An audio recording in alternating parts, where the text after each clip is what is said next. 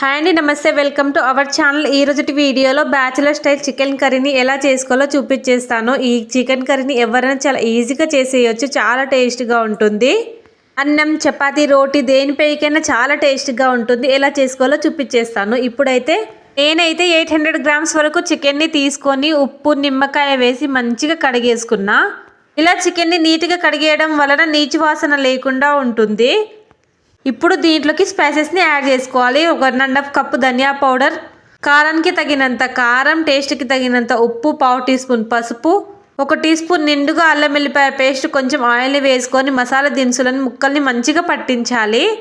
మసాలాలు అనేటివి ముక్కలకి మంచిగా పట్టాలన్నమాట. ఇలా చికెన్ మసాలాని మనం ముందే మ్యారినేట్ చేసుకొని పెట్టుకోవడం వల్ల చికెన్ కర్రీ అనేది చాలా టేస్టీగా వస్తుంది.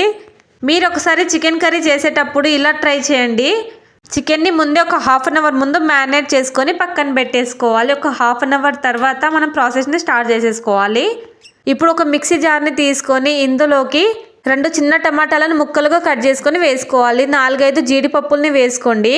గ్రేవీ అనేది థిక్గా ఉంటుంది, టేస్ట్ కూడా బాగుంటుంది. అదేవిధంగా కొంచెం కొత్తిమీరను కూడా వేసుకొని మిక్సీ పట్టేసుకోవాలి. నేను చూపించే విధంగా మెత్తగా మిక్సీ పట్టేసుకొని పక్కన పెట్టేసుకోండి. ఇప్పుడు ఒక మందపాటి కడాయిని తీసుకొని దీంట్లోకి 2 స్పూన్ల నూనెని వేసుకోవాలి. నూనె మంచిగా హీట్ అయిన తర్వాత 2 చీల్చుకున్న పచ్చిమిరపకాయ ముక్కలు, అదేవిధంగా చిన్నగా కట్ చేసుకున్న ఉల్లిపాయ ముక్కల్ని వేసుకొని మంచిగా ఫ్రై చేసుకోవాలి. దగ్గరుండి కలుపుకుంటూ ఉల్లిపాయల రంగు మారేంత వరకు ఫ్రై చేసుకోవాలి. అప్పుడే మనకి కర్రీ టేస్ట్ అనేది చాలా బాగుంటుంది. ఉల్లిపాయలు సరిగా ఫ్రై కాకుండా ఉంటే కర్రీ టేస్ట్ అనేది అంత బాగుండదు. వీడియో క్లిప్లో చూపించే విధంగా ఈ విధంగా ఫ్రై అయితే సరిపోతుంది. ఇప్పుడు దీంట్లోకి మనం ముందే మ్యారినేట్ చేసుకొని పక్కన పెట్టేసుకున్నాం కదా చికెన్ ముక్కలు, వీటిని కూడా వేసేసుకోవాలి. ఇలా వేసుకున్న చికెన్ని మంచిగా కలిపేసుకోండి. ఇదంతా ఒకసారి కలిపేసుకొని 5-6 నిమిషాలు మంచిగా ఉడికించుకోవాలి చికెన్ని మధ్య మధ్యలో కలుపుకుంటూ. అయితే చికెన్ వేసిన వెంటనే మంటని హై ఫ్లేమ్లో పెట్టుకోండి. చికెన్ అనేది చాలా జ్యూసీగా తయారవుతుంది. తర్వాత మంటని మీడియం ఫ్లేమ్లో పెట్టేసుకొని కలుపుకుంటూ ఫ్రై చేసుకోవాలి. చికెన్లో నుంచి వాటర్ వస్తుంది కాబట్టి అడుగంటదు. ఇలాగే చికెన్ని ఒక 5-6 నిమిషాలు మంచిగా ఫ్రై చేసుకోవాలి.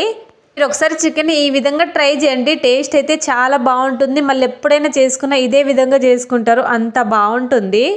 ఇట్లా సింపుల్గా చికెన్ కర్రీ అయిపోవాలి అంటే నేను ఎప్పుడైనా సరే ఇలాగే చేస్తూ ఉంటా. ఒక 5-6 నిమిషాలు చికెన్ని మంచిగా ఉడికించిన తర్వాత దీంట్లోకి ముందే పేస్ట్ చేసుకొని పెట్టుకున్నాం కదా టమాటా, కొత్తిమీర పేస్ట్ని కూడా వేసేసుకొని మొత్తం మంచిగా కలిపేసుకోండి. ఇదంతా కలిపేసుకొని ఇంకో 3-4 నిమిషాలు ఉడికించుకోవాలి. అంటే టమాటాలోని పచ్చి వాసనంతా పోయేంత వరకు మంచిగా ఉడికించుకోవాలి. ఇలాగే చికెన్ని మధ్య మధ్యలో కలుపుకుంటూ ఉడికించుకోండి. ఈ విధంగా ఉడికించుకుంటే టమాటాలోని పచ్చి వాసన అంతా పోతుంది. ఇప్పుడు దీంట్లోకి మనం కొంచెం వాటర్ని వేసుకోవాలి.